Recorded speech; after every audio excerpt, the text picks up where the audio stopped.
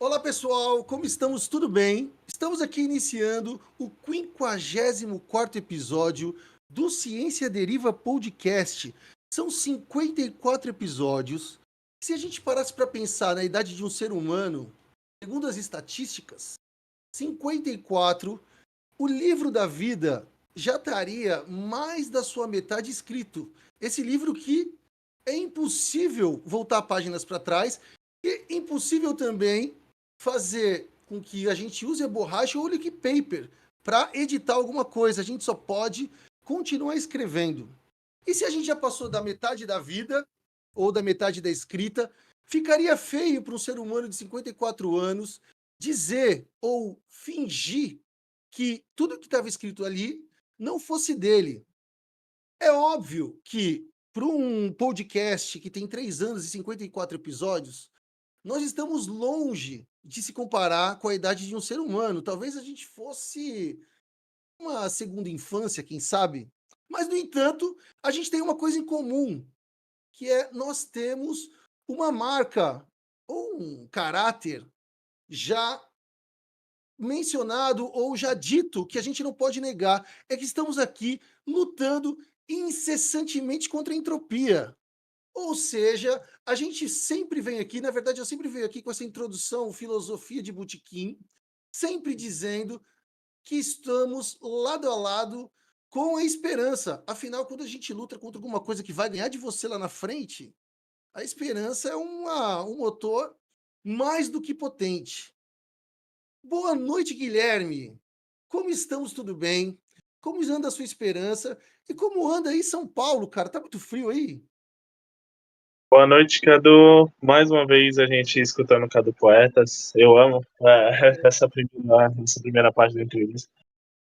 E frio, assim, eu acho que tá, assim, bebendo muito em São Paulo, um friozinho, porque o que aqui tá quente tá imprescindível. Muito por conta, assim, provavelmente a gente vai falar muito sobre isso, sobre as queimadas e a influência delas também na temperatura, tanto daqui, das cidades ao redor do Brasil, tanto globalmente. E a seca aqui tá tremendo, tanto que essa semana, quinta-feira, vai fazer 37 graus. Ô, louco, aí sim, hein? Então vai ser triste. Eu não tenho piscina nenhuma do meu lado para me saciar nesse calor tremendo. Então eu vou passar perrengue, mas só que uma hora ou outra isso vai acabar passando por um momento, né? Espero que chova bastante. Bem, e hoje a gente está com uma das pessoas assim que mais posso dizer assim, com certeza que se a gente vai conversar sobre queimadas, a gente tem uma expert, que é a Anne. Como que você tá, Anne?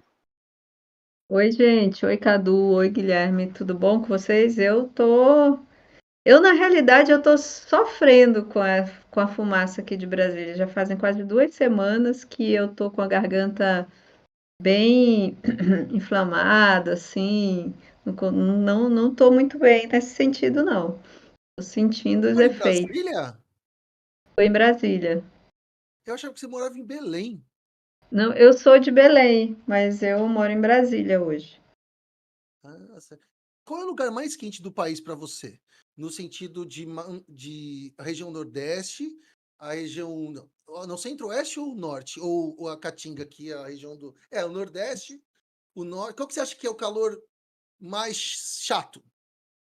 Essa pergunta é difícil. Talvez eu possa te dizer o lugar mais quente o lugar onde eu senti mais calor, assim, insuportável, Sim, foi em Cuiabá, Cuiabá. na realidade. Porque Cuiabá fica numa depressão, né? Então, no auge da época seca, Cuiabá é insuportável.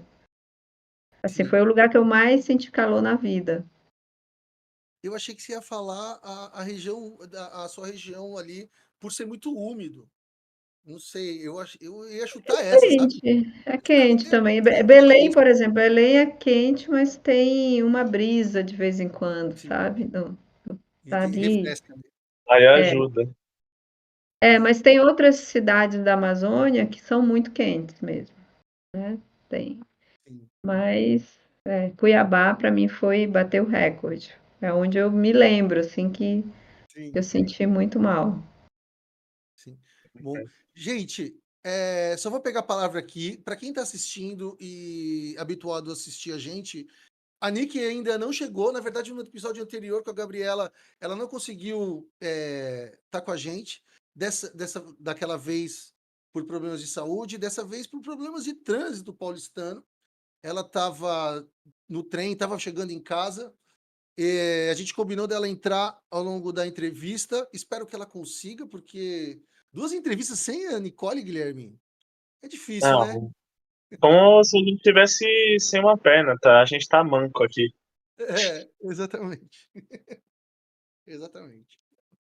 Mas só que ela vai chegar, são imprevistos comuns que a gente tem aqui em São Paulo, trânsito é a mais, ainda mais saindo em horário de pico, aí pega mesmo trânsito e é triste. Mas só que ela vai chegar, ela vai lutar contra essa entropia forte que tá aqui, que aconteceu, e vai chegar aqui e vai tocar junto com a gente. A gente vai voltar ativo.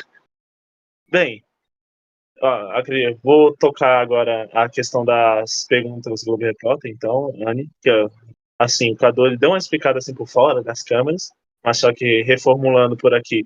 São perguntas assim mais para descontrair, para a gente saber mais sobre você nessa questão e também deixar a conversa mais fluida, mais solta nessa questão. Então, Anne Alencar, onde você vive? Você já falou que vive em Brasília, né, nessa questão. Do que se alimenta? Qual o seu bioma favorito? E quantos morros você já subiu e quantos mapas fez? Ai, nossa, tem umas aí que eu não vou saber responder, não. Mas eu sou de Belém, eu sou paraense, né? Nascida e criada por muitos e muitos anos em Belém. Sou geógrafa, me apaixonei por imagens de satélite e mapas desde muito cedo. Aí fiz mestrado nessa área, né, do sensoriamento remoto na Universidade de Boston e fiz doutorado já na Escola de Florestal e Conservação da Universidade da Flórida nessa área mais de incêndios e da relação entre incêndios, mudança de uso da terra e mudanças climáticas. Hoje, aí depois que eu acabei meu doutorado, no início, em 2010, aí eu vim morar em Brasília. Então, estou aqui desde então. Sempre trabalhei no IPAM, foi meu único emprego. O IPAM é um instituto de pesquisa independente, chamado Instituto de Pesquisa Ambiental da Amazônia, e já vai fazer 30 anos ano que vem. Ele foi criado em 1995 em Belém. E hoje temos escritórios, inclusive em Belém, em vários outros lugares, mas o escritório principal é aqui em Brasília. Eu achava que você era de Belém, você estava lá. Ó, legal. Anne, posso perguntar, Gui? Posso fazer uma pergunta aqui para tocar? Eu Claro, vi pô. lá no seu Lattes, você fez a graduação em Geografia, como você disse, em Belém, na Federal, né? E Uhum. depois, e aí, assim, aí no Lattes, depois passou uns 3 anos, você estava nos Estados Unidos. Aí, essa, como que você, eu vi que você trabalhou na Embrapa também, acho que fez IC lá, deve ter sido isso. E aí, você apareceu nos Estados Unidos, segundo o seu, entendeu? Né, na linha do tempo ali. Como que foi isso, assim? Como que os Estados Unidos surgiu? E você passou lá o quê? Uns 8 anos depois? Não, foi picado, mas isso é interessante, é uma história interessante porque eu, na época, sempre gostei muito de mapas, né? Eu realmente sou apaixonada ainda por cartografia, e naquela época a gente fazia mapa com aqueles pantógrafos gigantes e tal. Era uma coisa bem legal. Mas eu não tinha muita habilidade para manusear computador. No início da década de 90, não, eu acho que eu não tinha nem acesso, né? Minha família A gente não tinha computador em casa, mas como eu era muito boa de cartografia, eu vi um anúncio de um estágio na Embrapa, junto com uma instituição americana que chama Woods Hole Research Center, que hoje já nem existe mais, é um outro nome, é Woodwell Climate Research Center, e Research Institute, quer dizer. E eles estavam precisando de um estagiário que entendesse muito de cartografia para poder digitar todos os perfis de solo daqueles 300 volumes do Radam Brasil,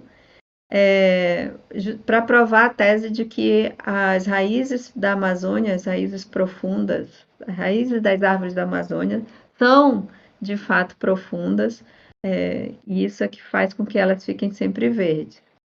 Então, eles me escolheram para essa vaga como estagiária, isso foi em 1992, e, e eu de fato fiz, porque não era só pegar o livro e digitar, tinham vários perfis de solo que só tinha no mapa, então você tinha que calcular as coordenadas para colocar na planilha e digitar a textura do solo, né? É Então isso que eu foi. queria entender, só para. Desculpa, porque você Ah, falou, você trabalha com raízes profundas, não, assim, na não, minha cabeça aqui. Não, não, é para ver a raiz, né? Só que eu não, assim, eu não sou leigo. Você vai fazer um mapa, eu acho que você tá vendo o chão, você entende? E aí você vai ver essas raízes, assim, isso que eu não não, deixa eu entendi. te explicar. O Radam Brasil, eu não sei se vocês já ouviram falar no projeto Radam Brasil. Não, Não, nunca ouvi. não escutei. Talvez eu sou muito, muito velha, né? Mas o projeto Radam Brasil foi um dos primeiros projetos, acho que foi um primeiro projeto durante a época militar. Eles fizeram uns sobrevoos assim com aeronaves e radar e etc. E fizeram um super levantamento de toda, eu acho que foi de todo o território nacional. Não, foi Radam da Amazônia, eu acho, mas da Amazônia com certeza. E, e nesse levantamento tinham dados de solos, de vegetação, de tanto que tudo que a gente tem hoje no IBGE teve como base o Radam Brasil. Então, foram Sim. vários pesquisadores que ficaram anos produzindo esses mapas, esses volumes, né? E de dados sobre a vegetação, sobre o solo, sobre a geomorfologia, né? De cada pedacinho da Amazônia, naquela época, década de 70, né? E, é, e o que as pessoas que me contrataram queriam, eles queriam que reproduzir um mapa de textura do Ah, solo, entendeu? Para saber se tinha alguma relação entre como as imagens de satélite estavam mostrando a produtividade da floresta com o perfil do solo, a profundidade, a textura, o tipo, etc.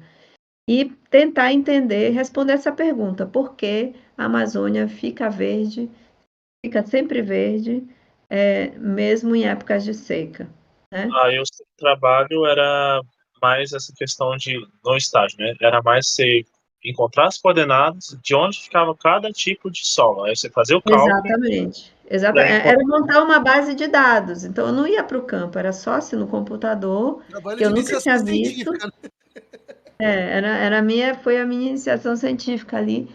Eu nunca tinha visto um computador assim, né, para nem mexido nem nada. Então, mas o meu primeiro trabalho foi montar uma planilha onde para cada um dos mais de lá sei quantos mil perfis de solo, que eu já não lembro mais, que existiam na Amazônia, aqueles que tinham coordenada, eu colocava coordenada e digitava, tem tanto de fósforo, tanto de nitrogênio, tanto da, né? Uma E muito aqueles que não Dorflex, né? tinham Para dor de coordenada, cabeça. hã? Uma muito Dorflex para dor de cabeça, né? Porque só de imaginar esse trabalho já tá me dando dor de cabeça. Já. Não, mas foi legal, assim, eu achava legal, eu era nova naquela época, era um primeiro trabalho, estava aprendendo coisas. Então foi bem legal. E aí, o final desse trabalho foi esse banco de dados com mais de 2.000 perfis de solo, eu acho, na Amazônia, que alguém pegou e fez um mapa interpolado, interpolou-os, né? E o meu chefe, que trabalhava comigo na época, bem, eu trabalhava com ele, né, na realidade, ele fez esse mapa e publicou um artigo científico e tal sobre isso.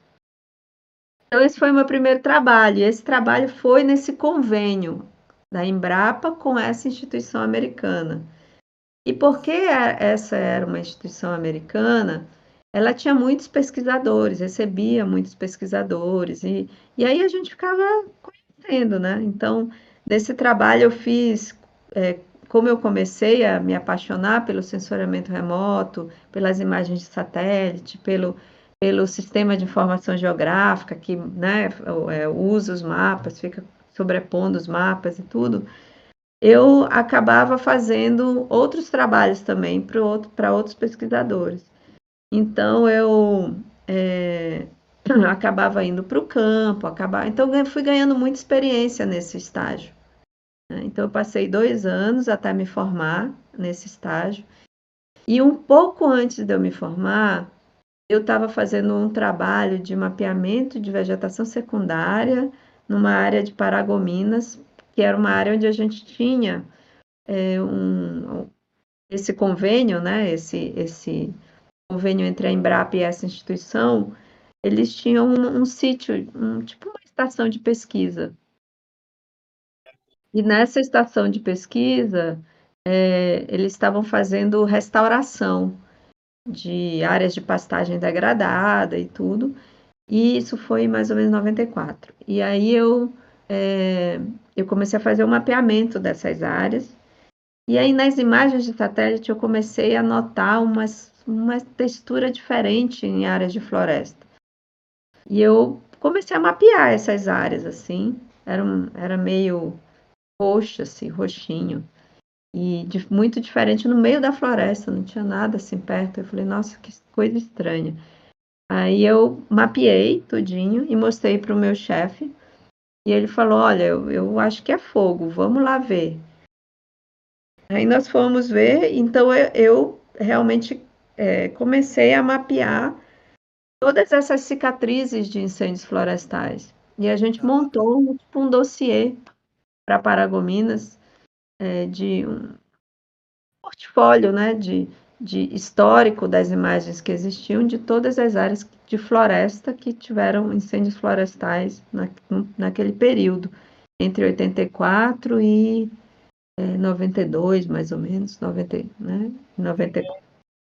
E isso deu origem, assim, da minha paixão pelo fogo, pela história do fogo, por entender, até porque quando as pessoas chegavam para conversar e eu mostrava a minha pastinha de plástico com imagem impressa e tudo mapeado, eles falam, não, não é possível, floresta amazônica não queima, você está louca, isso aí não... Então, a gente começou essas cicatrizes, né, de fogo nas imagens, elas começaram surgiram aí dessa história, né? E aí, como eu evoluí bastante nesses meus 2 anos de estágio, para chegar aí nos Estados Unidos, né? Eu Sim. ganhei uma bolsa da Universidade Estadual de Nova York para fazer um intercâmbio e usar imagens de radar para entender esse processo de exploração madeireira, fogo, né? E Seria ver o que a se... gente chama de sanduíche hoje, no caso, Não, ou não? não era sanduíche, não, era simplesmente um estágio. Um, é, Sim, fronteira? ganhei uma bolsa para ir para um lugar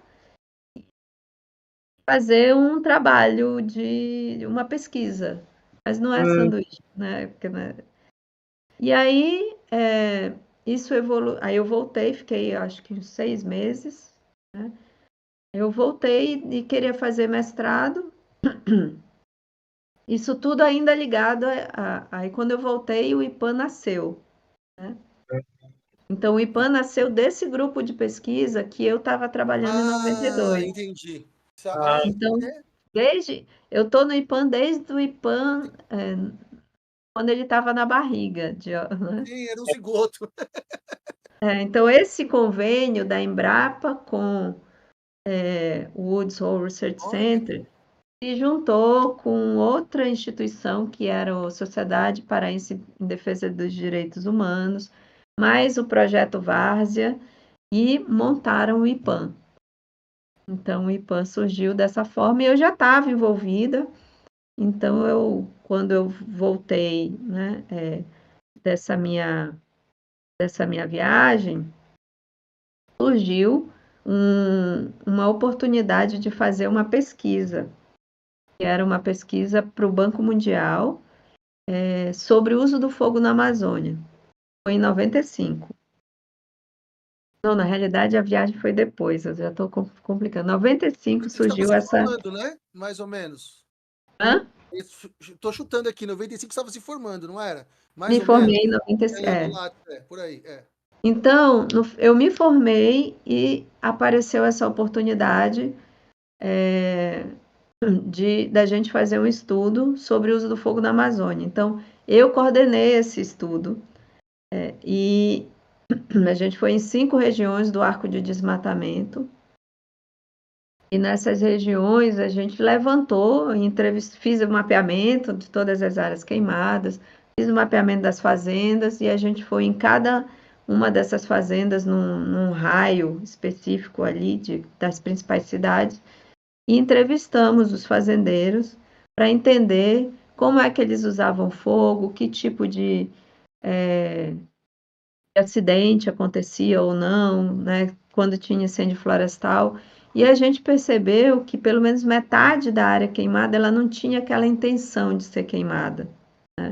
Ela era queimada simplesmente, não sei, tá, porque não cuidou direito do fogo, ou porque o vizinho foi e queimou o pasto e passou para a área dele, enfim. Mas pelo menos 50% não tinha não tinha por que queimar, né? E aí esse estudo ele virou um livro, um livro que não foi o meu chefe na época, a presidente do IPAN e eu e, né, fizemos esse livro que se chama Floresta em Chamas, e esse livro embasou muitas políticas, né, de controle do fogo, principalmente ali na época do Proarco, etc. Então, esse foi um trabalho muito bom, assim, porque eu viajei a Amazônia inteira, enfim, pude conhecer, entender também várias coisas. eu tenho uma dúvida assim em si para se perguntar, porque realmente quando você pensa fogo na Amazônia passa essa dúvida: como que vai pegar fogo em uma floresta que é majoritariamente úmida, né? Nessa questão. Aí você fez um mapeamento, você também entrevistou vários fazendeiros e tudo mais. Então, a conclusão, pode se dizer assim, da maioria dos focos de incêndio que você viu, era, assim, feitos por fazendeiros mesmo, ou eles aconteciam também de maneira naturalmente? Na Amazônia, assim, é muito raro você ter um incêndio natural. É raríssimo. Eu Sei, não, é raríssimo ele acontecer e mais raro ainda ele espalhar, né? Ah, tá, né? É, sei. sim. Eu estou falando na Amazônia florestal, tá? Sei. Porque tem a Amazônia, tem outros tipos de vegetação não florestal na Amazônia, mas É. na Amazônia florestal é Eu queria te muito fazer, raro. posso aproveitar? Só para vocês entenderem, Ah, assim, termina. Tá, vai lá. porque tem essa dúvida, né? A gente lendo, assim, estudando a ecologia do fogo no mundo inteiro, as pessoas colocam como sendo 3 as principais fontes de incêndios naturais. Os raios, né? Descargas elétricas, os vulcões, e atrito entre rochas. Então, tipo, tem um deslizamento, tem um atrito. Bateu, saiu uma faísca. Aí, tipo, dá uma faísca e pode começar um incêndio se o capim ali perto tiver, né? Então, esses são os 3 principais tipos. No Brasil, o segundo não temos, né? Não temos vulcão. vulcões. O terceiro é muito difícil, né? Porque é onde a gente tem mais esse tipo de é uma pedra específica também, não é toda rocha, né? Assim, que faz isso. Então a gente também não dificilmente teria. Inclusive eu tentei achar na internet, estava fazendo uma apresentação esses dias. Tentei achar na internet alguma coisa para explicar, mostrar isso, não achei. Só achei uma pessoa segurando 2 pedras e fazendo assim. E mesmo os incêndios causados por raios, eles mesmo que a gente tenha raios caindo, né, carregar um incêndio a partir daí é difícil. Não é todo incêndio que vai ser, né, porque ele acontece no momento em que tem umidade, né, no momento de pré-chuva ou de... Então, mesmo no Cerrado, no Pantanal, onde a gente tem esse tipo de coisa acontecendo, não é todo raio que vai gerar um incêndio, né? E todo raio que cai e começa o incêndio, talvez esse incêndio não seja grande porque logo vem a chuva. Então, é a forma que a natureza encontra de delimitar essas coisas, né? Então, só para te responder que na Amazônia, tira isso da cabeça. Ainda mais nessa época que não chove, né? Então, são pessoas usando fogo das mais diversas formas. Anny, eu vou fazer só uma pergunta voltando, tentando fazer 2, assim, uma só para ir atrás que eu fiquei curioso. Depois eu ia falar sobre sensoriamento remoto para as pessoas conhecerem.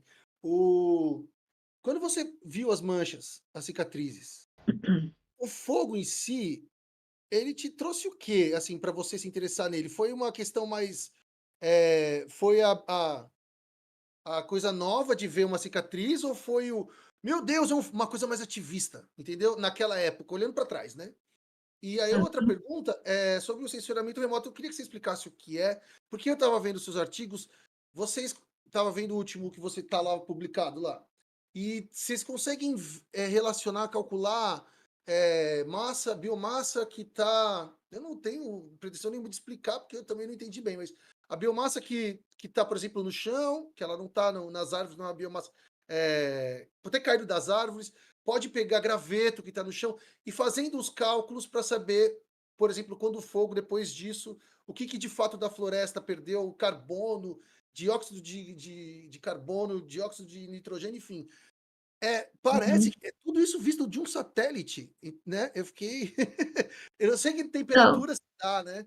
Então, essas 2 perguntinhas aí. Só perguntinhas básicas, né? Não, o sensoriamento remoto, ele usa, o nome está dizendo sensor remoto, né? Então, na realidade, é um campo da ciência que utiliza as imagens de satélite para entender dinâmicas vamos dizer, de observação à distância, né? Então, no caso, eu uso muito imagens através de sensores ópticos, né? Que são, por exemplo, fotografia. Fotografia é feita através de uma técnica de sensoriamento remoto, ou seja, né, os nossos olhos acabam sendo também um sensor remoto. E o satélite, eles carregam sensores que são remotos, né? Os aviões carregam sensores que são remotos. Os drones carregam sensores que são remotos. E todos esses instrumentos, eles captam a radiação em vários comprimentos de onda.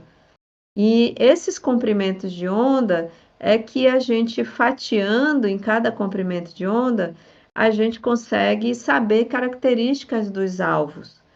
E e isso nos ajuda a entender a dinâmica das coisas na Terra, né, por exemplo. Então, tem sensores remotos que conseguem ver a fumaça, por exemplo, que a gente tem visto muito, né? Aí tem sensores remotos que conseguem, principalmente radar, que atuam na faixa que pega, né, essa região da micro-ondas, radar e tal, que conseguem ver, né, às vezes até além das árvores. Então, assim, hoje nós temos uma gama de dados, de sensores remotos que ajudam bastante nesse processo de monitoramento. E, no caso, uma das coisas que a gente faz e que a gente está fazendo atualmente, na época eu usava a minha mão, né? Eu imprimia a imagem de satélite, imprimia como se fosse uma foto, e eu mapeava com a mão. Ixi, aí ficou até. Mas acho que aí depois ele volta, né? O foco. É porque eu estou mexendo. Não é normal. Eu estou mexendo. Então, eu mapeava essas áreas com a imagem impressa e depois eu digitalizava, né? Hoje a gente não precisa mais fazer isso. Hoje a gente usa inteligência artificial para dizer quais as manchas que são mais parecidas de acordo com uma característica espectral, né? E isso faz com que a gente consiga vamos dizer, mapear, extrair essas manchas, né? Dados, né? Então assim, com isso a gente consegue saber o que foi queimado, né? E aí a gente pega os mapas de uso e cobertura da terra, que diz assim, olha, aqui é floresta, aqui é pasto, aqui é agricultura, aqui são os rios, etc. E a gente sobrepõe com a área de queimada, né, que a gente mapeou, e a gente consegue saber o que foi queimado. Então, e aí como é que a gente faz para chegar nas emissões de gases do efeito estufa, que foi o que você perguntou, né? A gente precisa de um mapa de biomassa. A gente precisa também saber o quanto que aquela floresta que foi queimada, ela tem de biomassa. O satélite, ele até consegue dar uma estimativa disso, mas essa estimativa só é válida se ela é parametrizada com medidas de campo. Então, as pessoas vão para o campo, vão medir as árvores, vão dizer assim, olha, aqui tem, nessa floresta aqui que eu fui medir todas as árvores com uma fita métrica, enfim, peguei a altura e vi quanto de carbono tinha naquele tronco, naquela árvore. Então, esse hectare aqui dessa floresta tem uma estimativa de tantas toneladas de carbono por hectare. Então, na Amazônia, por exemplo, tem em média 130, 150, tem áreas onde tem muito carbono que podem chegar até 200 toneladas de carbono por hectare, né? Nossa, muito, né? E então a gente pega essa informação e joga faz um parâmetro né, usa para calibrar as imagens de satélite e consegue criar um mapa de biomassa. E com esse mapa de biomassa a gente joga em cima o dado Precisa dos de dois dados, tanto de terra precisa. quanto do satélite. Sempre precisa dos dados de campo. Porque e aí a gente sabe quanto tinha de biomassa e se foi queimado ou não, né? Mas a gente ainda precisa entender quando é queimado, o que é liberado. Então, tem vários grupos de pesquisa no Brasil que trabalham medindo essas áreas. Então, uma área de floresta foi queimada, aí vai lá e conta, mede o material, combustível, a altura, antes e depois, e acaba gerando esses parâmetros que a gente pode usar para extrapolar quando tem as imagens de satélite e os mapas de área queimada. Então, é assim que é feito. A gente tem um mapa de biomassa, um mapa de cicatriz de fogo e tem esses parâmetros. Uma floresta, quando queima uma vez, ela vai perder 25% da biomassa. aí a gente coloca isso, né? Uma floresta que queima 2 vezes, dependendo do intervalo, ela vai pode perder, enfim, até 50%, depende, né? Sim. Então, a gente extrapola esse número. E assim por diante. Nossa, é algo bem esquematizado mesmo. Então, assim, um trabalho bem assim de formiguinha para saber cada informação, tudo certinho, porque assim, é de grande importância também, né? A gente sempre saber o que foi queimado e também quanto que está emitindo de gás, né? É. Eu já Perfeito. fiz esse trabalho de coleta também no campo. Então, deixa eu ver, uns 20 anos atrás eu fiz, né? Hoje eu só trabalho com as imagens mesmo. Mas hoje tem, como eu falei, tem grupos de pesquisa no Brasil que produzem esses dados, escrevem artigos e a gente vai e aí já pega os dados nos artigos científicos e usa para extrapolar. Anne, eu tenho uma pergunta, não sei se você vai pular demais isso do assunto, eu acho que até pode linkar nessa questão, assim, que você sempre trabalhou nessa parte mais de queimadas na Amazônia e Cerrado, é isso? Tô certo? Sim, eu E, comecei a trabalhar com queimadas na Amazônia e fiquei por muitos anos e até eu mudar para cá em 2013, né? Então, 2013 não, 2010, desculpa. 2010, aí eu comecei a trabalhar um pouco mais com queimadas no Cerrado, mas isso realmente só se consolidou depois que a gente lançou o Map Biomas Fogo, que entendi. foi em 2021. Então demorou todo esse tempo para. Eu ia perguntar sobre o Proteja, porque eu vi, assim, hoje eu dei uma assistida e tudo mais, inclusive em uma palestra bem curtinha, assim, sua, de 16 minutos, que tá no YouTube, que eu achei bem interessante, assim, você explicando sobre o Proteja e tudo mais. E eu queria saber se ele veio também, é um site, né? Se ele É, veio junto na mesma época. não. O Proteja, ele, eu acho que foi 2018, entre 2018 e 2019. Né? Ele existe, ele é um portal de informações sobre conteúdos relacionados às áreas protegidas do Brasil. Então, se você quer saber alguma coisa que alguma instituição, principalmente da literatura cinza que a gente fala, né? As instituições que trabalham nessa área e produzem muito conteúdo, muito material sobre as unidades de conservação e as terras indígenas, você vai encontrar no Proteja. Então, Proteja, a gente queria que ele fosse tipo um Netflix mas de conteúdo, né, sobre as áreas protegidas. Então, basicamente é isso, é um portal onde você acha essas coisas e a gente também tem anualmente o que a gente chama Proteja Talks, que é um momento onde a gente traz falas sobre as unidades de conservação, as terras indígenas, mas que sejam falas um pouco mais positivas, assim, de alternativas, de coisas que podem favorecer, né, a implementação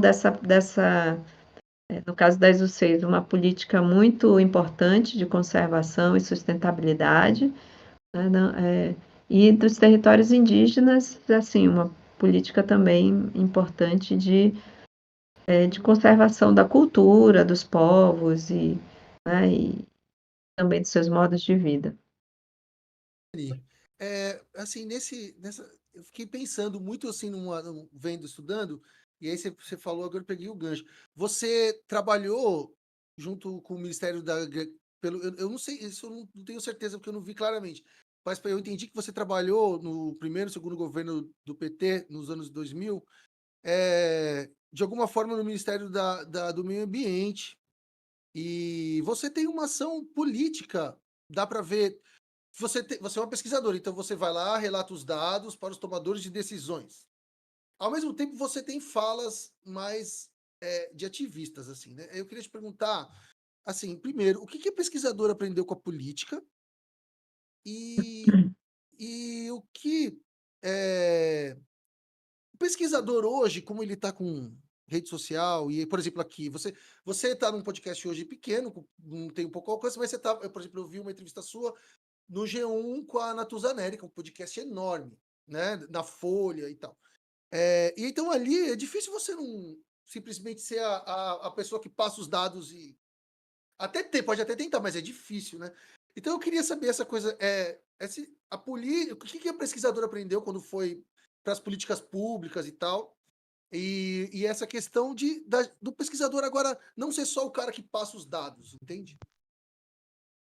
É, bem, primeiro eu nunca trabalhei no Ministério do Meio Ambiente, né? Eu sempre trabalhei no IPAM, foi No meu IPAM. único trabalho até hoje. Então, eu fui estagiária da Embrapa ali com essa instituição, o Soul Research Center, e depois eu entrei no IPAM e estou no IPAM até E hoje. ali está. Então, eu nunca trabalhei no governo.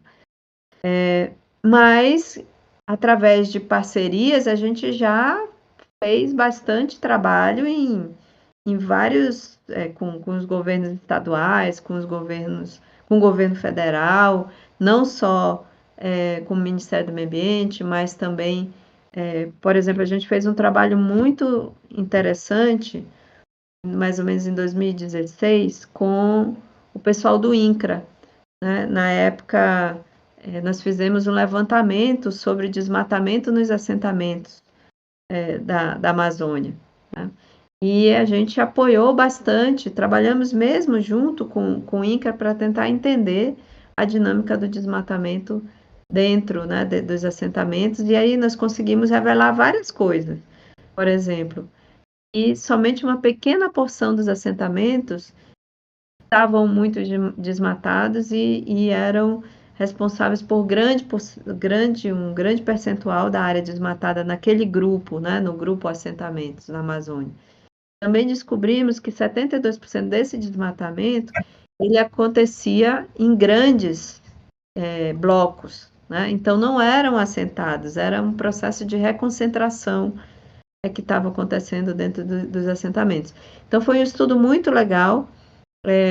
E foi uma parceria muito boa com o INCRA, né, por exemplo. Mas, Nossa, assim, eu já me perdi da pergunta que você fez. é a pesquisadora A da aprendendo pesquisadora com uma ativista e da... política. Eu, na realidade, claro que sempre você tem, por exemplo, acho que foi o Gui que me perguntou, e quando eu vi ali as imagens, eu já pensei logo em ser ativista, o que foi que me motivou naquele momento, foi salvar a Amazônia ou não. E, na realidade, assim, sendo bem honesta, o que me motivava era o aprendizado mesmo, era entender que aquele processo era muito diferente do que eu sempre imaginei que lia nos livros, né? Que a floresta é úmida, não pega fogo e tal. Então, era mais uma curiosidade de tentar realmente entender aquele processo e do que realmente pensar que alguma coisa que eu fosse fazer ia reverter isso, né? Então, eu acho que foi uma busca assim pelo aprendizado mesmo. E com o passar do tempo, trabalhando em várias coisas, em várias frentes, eu não trabalhei só com fogo, né? Trabalhando no IPAM, nessa posição de fazer mapas, de fazer análises geográficas, né, espaciais, etc., eu acabei me envolvendo com várias coisas, né? E eu diria que o meu momento mais político foi quando eu atuei ali discutindo o planejamento da rodovia BR-63 do ponto de vista do desenvolvimento territorial ali, né? Mais ou menos na década de 2000, nós montamos um grande grupo de instituições para discutir o que seria uma estrada se ela fosse feita de uma maneira correta, assim, né? Tipo, não só pensando em escoar como um corredor de alguma commodity, mas pensando realmente trazer o desenvolvimento para aquela área, sem pressionar muito aquelas florestas e ao mesmo tempo prover vamos dizer, o básico para aquela comunidade que estava ali. Então, naquele momento, eu trabalhava muito com modelagem espacial, assim, tipo modelagem de uso da terra, como, por exemplo, os cenários de desmatamento, cenários de fogo, cenários, e dizia assim, olha, se essa rodovia for implementada sem ter todas as condições, né, que assegurem que não vai ter invasão, que não vai ter uma migração muito extensa, que as cidades vão conseguir comportar essas pessoas que vão migrar para cá, etc., a gente não vai ter muito desmatamento, a gente vai ter prosperidade sem desmatamento. Mas se só abrir a estrada, a gente vai ter um caos, né? Então, esse foi o meu momento mais político, na realidade, e nesse momento, sim, a gente ficou perto do Ministério do Meio Ambiente, porque a ministra Marina Silva, na época, ela entendeu ali o que era importante. Era importante planejar aquela estrada, né? Então, foi isso, assim, né? Não, é muito. Eu vi esse seu trabalho, é muito massa, assim, dá para ver nas imagens que você colocou. O que tá asfaltado teve mais impacto até do que tá a estrada de chão, assim, então Sim, é uma coisa, muito, que assim, aí, agora falando assim para quem tá de fora, fala assim, lógico, você chega, é mais fácil um caminhão passar numa estrada asfaltada e né, do que numa estrada que não tá asfaltada, né? sim, É com certeza. impressionante. Foi uma época também E de aí, desmatamento, né? Também. é. Mas e aí, assim, é claro que eu tenho, assim, os meus, como é que eu posso dizer? As coisas que eu acho certo e não acho certo, mas eu não me considero uma ativista pura, né? Assim, pura que eu digo, assim, puramente ativista. Eu sempre me baseio na ciência. Então, o que os dados estão mostrando, o que os fatos estão mostrando. Então, eu me posiciono muito sempre nessa linha, né? Então, às vezes, eu posso parecer um pouco mais, né, vamos dizer assim, um pouco menos ativista que várias pessoas, né? Que são mais ativistas. Então, Sim. Ô, Anne, a gente tem que ir para o fim. Já voou o tempo. nossa, Ele já foi. Gui, eu vou fazer uma pergunta porque eu acho que é importante. E se você Ok, quiser, faz uma também para ver se ela responde rápido, a gente vai para as dicas. Beleza? beleza. Anne, ano que eu achava que você morava em Belém, né? Mas eu acho que ainda vale a pergunta. Ano que vem a gente vai ter a COP30, que eu faço um podcast aqui que eu fico falando para a gente lutar contra a entropia, a esperança e tal. Mas a minha pergunta vai ser muito baseada no ai, meu Deus, sem esperança. Assim. As COPs estão vindo, elas não passam uma expectativa grande, ao mesmo tempo a gente tem no Brasil esses incêndios enormes. E não sei, acho que creio que você não vai estar envolvida de alguma forma nessa COP. E qual é a sua expectativa, assim, olhando o cenário de hoje, esses fogos, tudo que era no lugar do Brasil, chuva, 3 meses atrás tinha chuva, meu, acabou com o estado, né? Deve ter feito, sei lá quantos milhões de pessoas migrarem, sair das suas casas, até hoje não ter casa. E agora, do que o país está sofrendo. E esse futuro da COP, que tem que ter pesquisadores como você, pelo menos trazendo os dados ali, né? Queria saber como você vê isso. Se isso é contraditório ou não é. é. A as conferências de clima, elas são conferências, assim, onde são negociados, né, acordos para tentar mitigar o problema. A gente tem um problema sério, né, está vivendo em emergência, UTI climática, basicamente, e os cientistas lá do IPCC apontaram isso claramente. Na realidade, está Não de hoje, acontecendo. né? Não é de hoje, acontecendo, a gente está vivendo coisas agora que a gente devia estar vivendo na década seguinte, né, de acordo com as pesquisas do IPCC.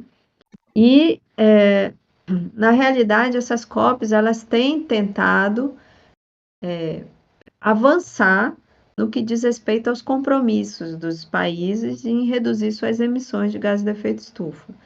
O que eu tenho sentido é que nas duas últimas COPs a gente já começou a falar de um pouco mais de adaptação, um pouco mais de como lidar com essa situação, porque a gente não está conseguindo que os compromissos sejam realmente fortes o suficiente para reduzir as emissões. No caso, e quando a gente fala em reduzir as emissões, a gente está falando, sim, principalmente de queima de combustíveis fósseis, né? A gente está falando daquele carbono mineral que foi tirado ali, ou através saiu através de petróleo, ou saiu através de carvão, etc. Mas a gente também está falando do carbono orgânico, que é o carbono das nossas florestas, que está ali também no solo, né? E então, esses dois tipos, né, o mineral e o orgânico, eles são realmente os principais poluidores da Terra. O primeiro, né, os combustíveis fósseis são disparadamente o pior.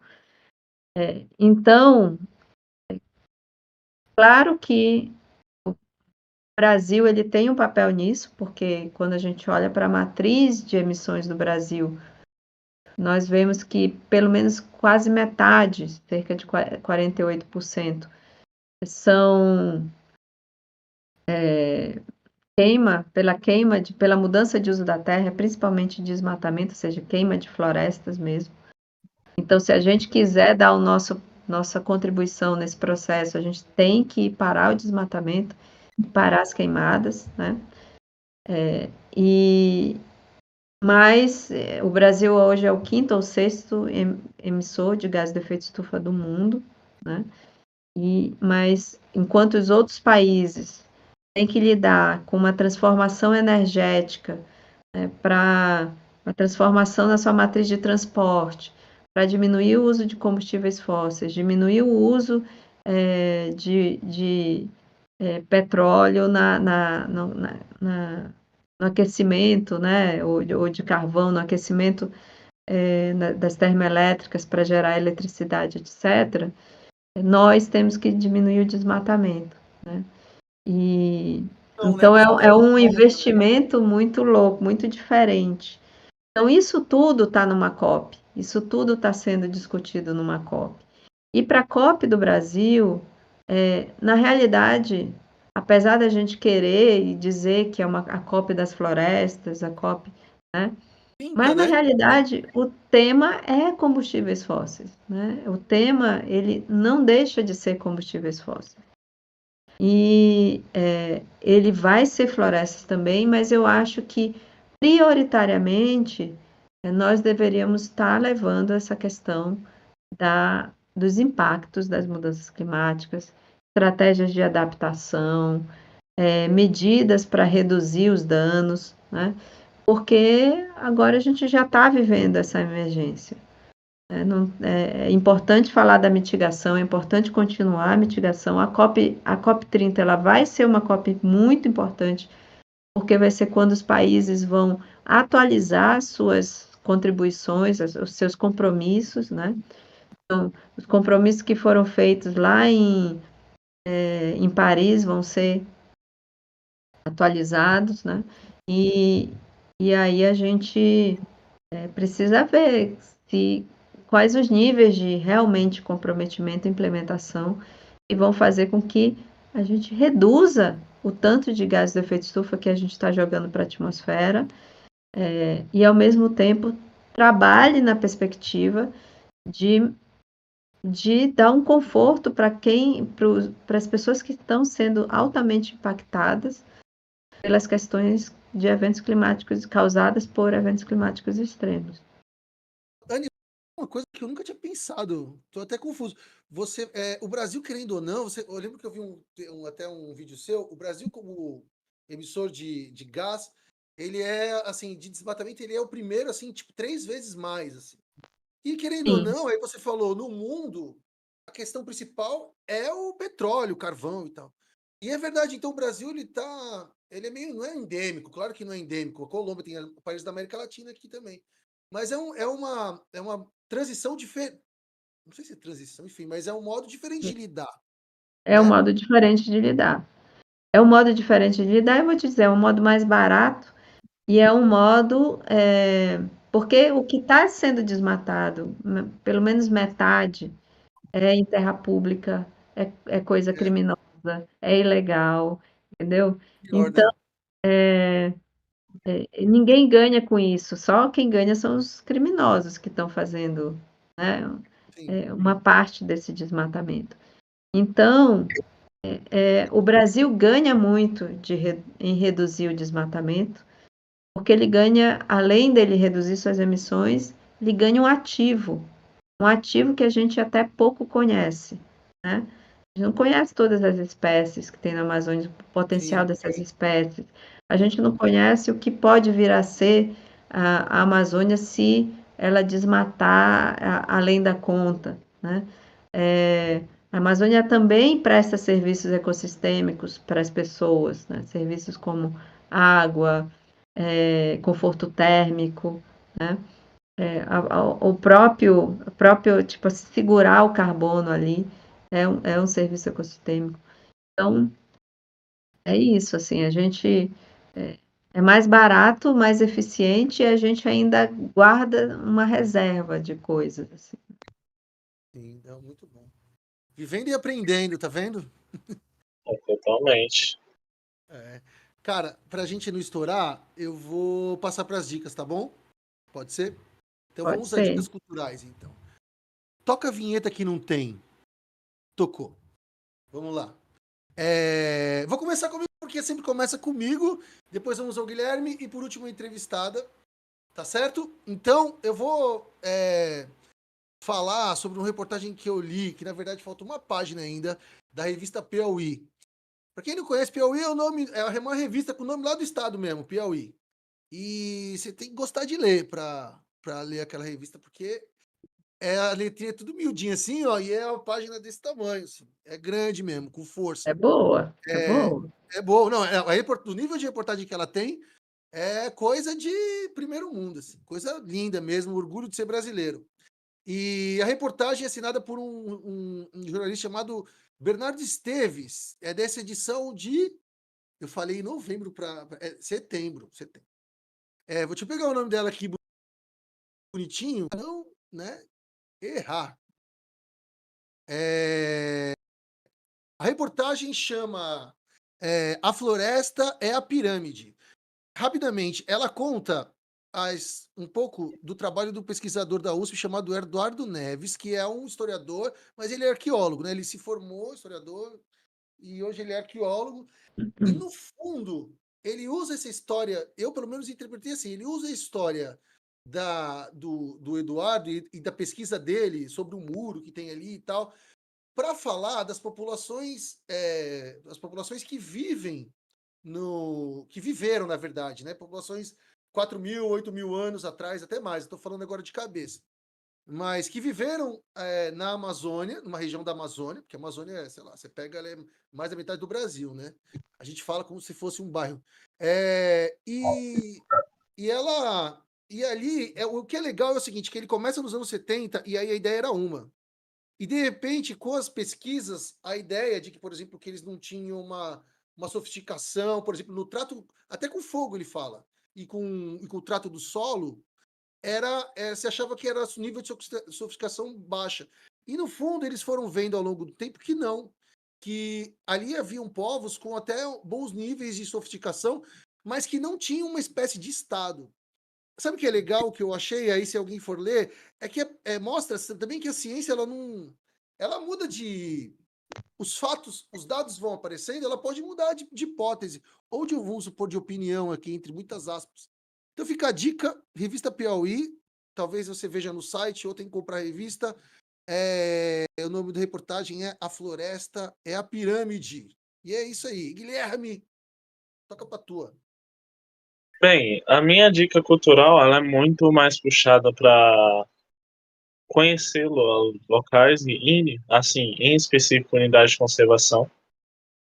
Eu vou puxar um pouco a sardinha por conta do meu trabalho, mas só que, assim, Defenda o teu, Guilherme. vou defender o meu. No caso, eu ia indicar para conhecer todos os parques naturais aqui de São Paulo, porque eu acabei descobrindo agora, né? Antes de eu saber, eu pensava que São Paulo ela não tinha nem 10% de mata assim, conservada.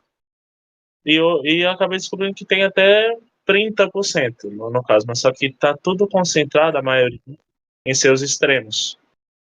E eu estou em uma na Zona Leste, que é o Parque Natural Municipal Fazenda do Carmo, que, se não me engano, foi a Só primeira fala de novo, desculpa. Parque Natural? Municipal Fazenda do Carmo,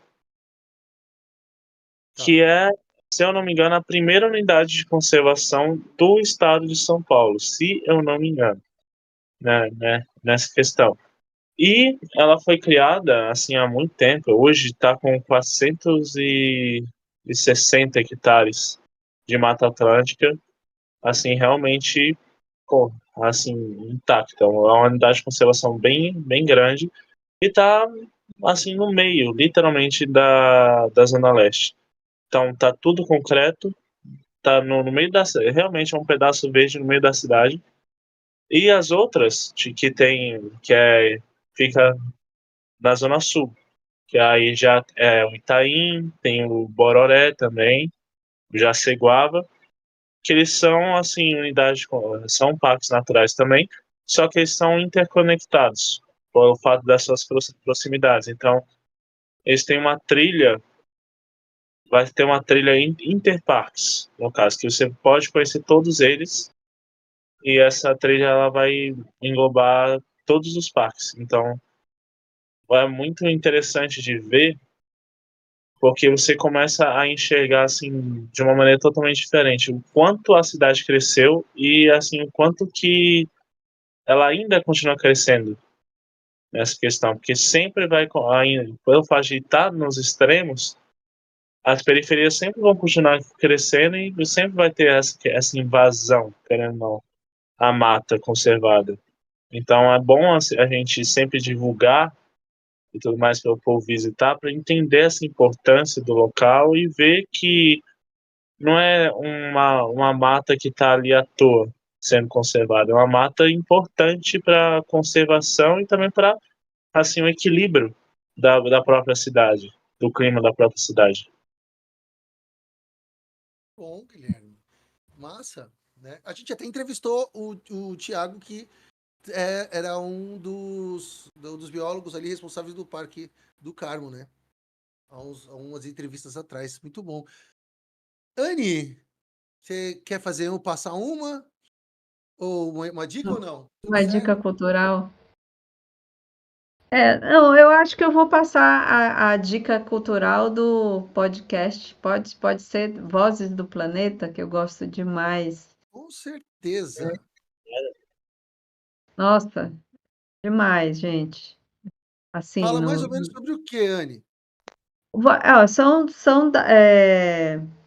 são podcasts sobre a questão ambiental e só com pessoas top, assim, as entrevistas são muito legais, da Paulina, e nossa, tem uma com o Antônio Nobre, que é maravilhosa. Tem uma com o Eduardo Neves também. Acho que são bem legais. Então, minha dica cultural é ouçam Ok, Vozes do Planeta. Vozes do maravilha. Planeta. Ok. Maravilha. Gente, a Nick não conseguiu chegar, infelizmente mesmo. Então, ela fazia as duas últimas perguntas, eu, já que vou ser imbuído de fazê-las, tá? Pra gente ir e acabar mesmo o podcast, que passou muitíssimo rápido mesmo. Anne, Tem uma pergunta que quando você falou, eu vou fazer entrevista, deixa eu me preparar. Aí você tava ali colocando uma roupa, tal. Você começou a pensar, eles vão perguntar com certeza isso. Aí você falou, eu vou falar isso, isso, isso, isso. E quando depois eu já aproveito e faço um balo disso, disso, disso. E aí quando eles forem, eu já vou ter fechado muito bem a ideia. E aí você falou, eu vou falar exatamente isso. Aí quando você chegou aqui, a gente não perguntou. Ah, você tem alguma coisa que vocês não perguntaram? Ai, nossa, várias coisas, hein? Eu dei só pinceladas da minha vida. Tem alguma que você quer fazer um... plum? A gente viu, estourou o tempo, né? Infelizmente. É. Não, eu tenho uma história para contar que é engraçada. Diga, diga. É interessante, engraçada e interessante, né? Eu estava recentemente num evento da Fulbright. Eu recebi uma bolsa da Fulbright recentemente, Fulbright Amazônia, e a gente estava numa viagem para Letícia, na Colômbia, e os meus colegas, nós montamos um curso para as pessoas lá da cidade de Letícia.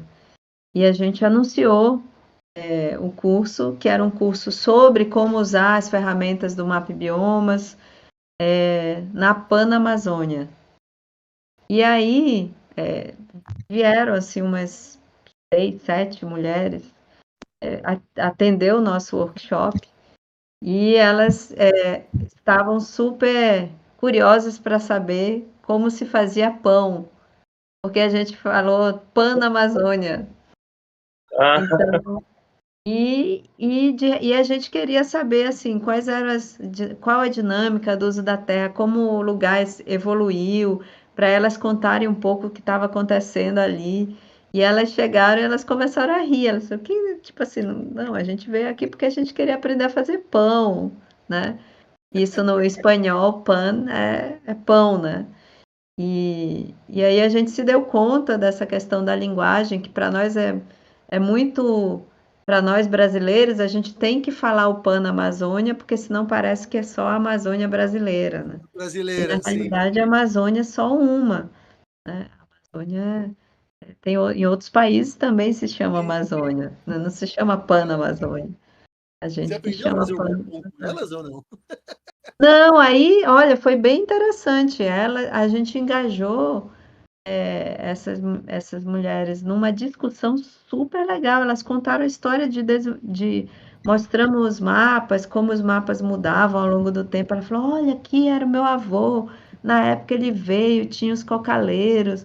Aí eles expulsaram todo mundo. Elas foram contando a história de como aquele território ele evoluiu, né, até chegar no que é hoje. E foi feito assim, perfeito. Então Você foi teve. uma troca muito legal. A Mas gente elas foram para lá, não para o workshop para falar sobre mapas e dinâmica de uso da terra, mas para aprender a fazer pão. podia ter ensinado a fazer açaí, a tupiqui. Pior. É. Não, beleza. Então, para a última pergunta, a gente com certeza não falou nem um terço do que é a carreira da Anne. Tinha que fazer um podcast de 6 horas. Sabe aqueles que tem que jantar junto, assim, sabe? E...